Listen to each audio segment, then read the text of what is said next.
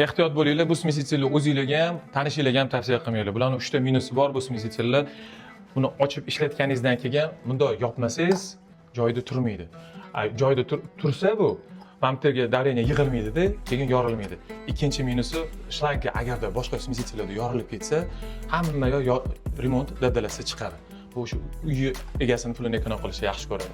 Yana bitta minusi dizayni shunaqa chiroyliki, dizaynerskiy remontga mos kelib ketadi.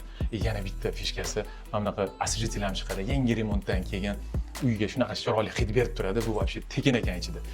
Yana bitta maraz minus tarafi buni mana bunaqa qora rangi ham bor.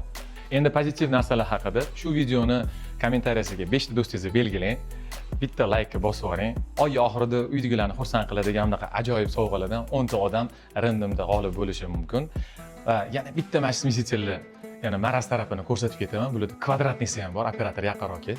Keling ukam, mana bu qora bayri ham bor-da, xuddi shu smeysitsellar takoy, ano скромный красавчик.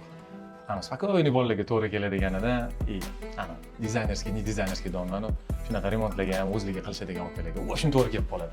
Buni aniq Nikilini ham ko'rgansan. Takoy возьми установи меня deyapti-da, sepshlariga ham bitta alohida besh bor, mana qaragan. Shu hamma krasavchiklar Nero injener atelyesining mehnat mahsuli.